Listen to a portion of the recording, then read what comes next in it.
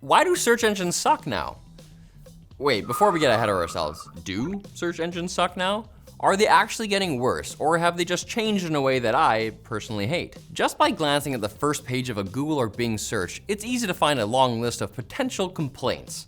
Paid sponsors crowd out the first few search results. There's annoying little widgets everywhere, and it keeps giving you barely related suggestions for what to search next, like a lame choose your own adventure book. But why does this search page have so many ads? Isn't an interesting question. It's because money. The more interesting question is why it feels like it's gotten harder to find the information you want despite all those supposedly helpful widgets. The answer is also because money, but it's worth unpacking why. It's difficult to get a lot of rigorous data on this subject, but at least a few researchers have tried to answer whether or not search engines are in fact getting worse. One recent German study did a survey of over 7,000 product review searches on Bing, Google, and DuckDuckGo over the course of a year, and concluded that you could still find useful information, but it was being drowned out by a torrent of low-quality content, especially SEO spam. Top-ranked pages typically were heavily optimized and littered with affiliate marketing links, and they also showed clear markers of lower content quality. There's not a ton of academic papers on this issue, but there's plenty of data on the web showing how users have changed their behavior to sidestep low-quality, highly optimized results. One possible indicator that search engines suck now is the growing use of Reddit as a de facto search engine. Sadly, Reddit's own internal search function has long been considered what the experts call absolute trash, but that hasn't stopped savvy users from just sticking the word Reddit on otherwise unrelated Google search queries. It's a well-known tactic for cutting out SEO-ified garbage and vapid listicles because it effectively bypasses the weaknesses of both search engines and Reddit itself. Reddit isn't perfect, just ask any Redditor, but on the modern internet, it does a rare and special thing. It allows users to direct their question to a bunch of big old nerds who care more about being right than they care about making money off the interaction. If you search site:/reddit.com search engine bad, you'll find plenty of posts complaining about the decaying state of modern search engines going back over a decade. There has, however, been a pretty major uptick in such posts over the last 2 years. Separately, Google Trends data shows that Reddit has been steadily gaining popularity as a search term since 2010, when news aggregator Digg shot themselves in the foot with a controversial redesign and started bleeding users.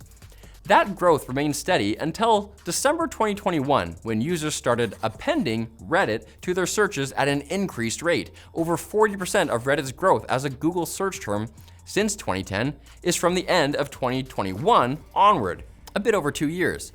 Now, there are a lot of potential confounding factors here, but this could be, at least in part, a consequence of widespread dissatisfaction with search engines. An interesting contrast to Reddit's upward trend as a search term is Wikipedia, which long predated Reddit as the kind of word you add to the end of a search query in order to cut through the noise. Wikipedia is a far more popular website, currently ranked 7th for global traffic to Reddit's 16th. But it's been on the decline as a search term since 2010, in part because Google heavily prioritizes Wikipedia already, both in search results and as part of its Knowledge Panel widget.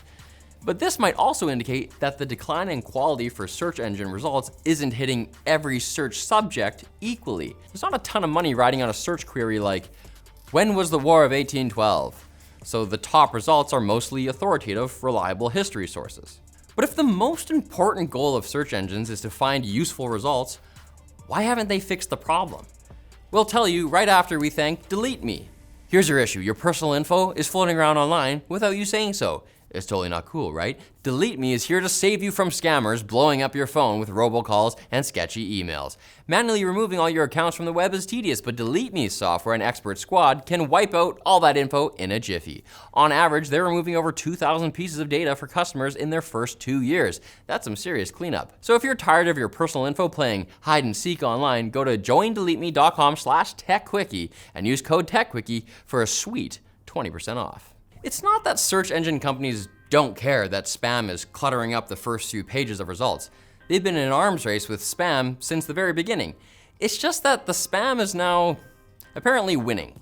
According to the authors of the German study that we mentioned earlier, search engine companies banning spam sites and readjusting their parameters had a positive but ultimately temporary impact. There was still a general downward trend in terms of text quality and relevance for all 3 search engines studied, which could imply that this isn't a problem with search engines, but a problem with the internet itself. Appearing on the first page of Google can be life or death for a company, so there's massive financial incentive to game that system.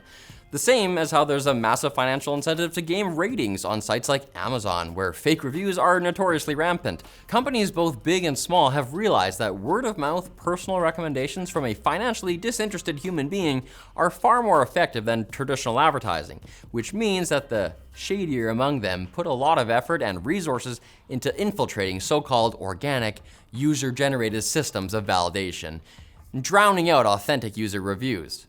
Not to get too metaphorical, but the only way to be heard in a room where everybody's already yelling is to scream even louder. Everyone's incentive is to make more and better garbage.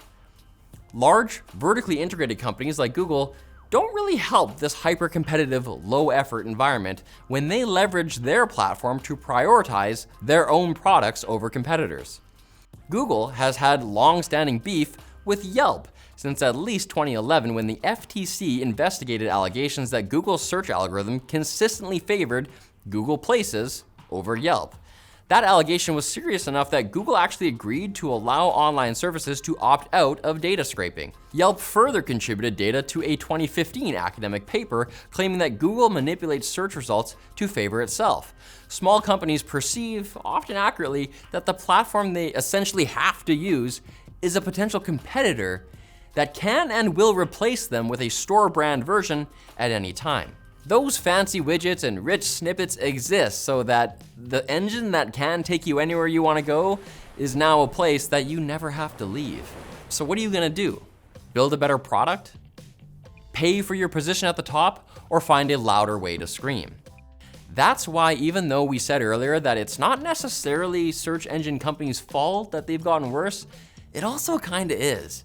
You know how CAPTCHAs have gotten harder and harder over time? Well, that's in part because they were used to train machine learning, which then led to the bots becoming more sophisticated, which then led to the need for stronger and stronger CAPTCHAs, and so on. What we're seeing here is likely something similar, only internet-wide, where search engines are struggling to distinguish between quality content and spam from AI systems trained on traditionally trusted sources, like Wikipedia. The increasing cheapness of relatively sophisticated spam tools has resulted in numerous odd trends. Some funny, like when oodles of products on Amazon wound up being named, "I'm sorry, I cannot fulfill that request. It goes against OpenAI use policy." And others disturbing, like the rise of procedurally generated clickbait obituaries, often for private citizens, many of whom aren't even dead. You used to have to be at least a D-list celebrity in order to get that kind of treatment. Search engines have not lost the fight against spam, at least not yet. But as machine generation continues to progress and proliferate, your search experience probably isn't going to get any better. Thanks for watching, guys. If you like this video, maybe you like another video I have about how streaming is basically becoming cable. You can click on it somewhere.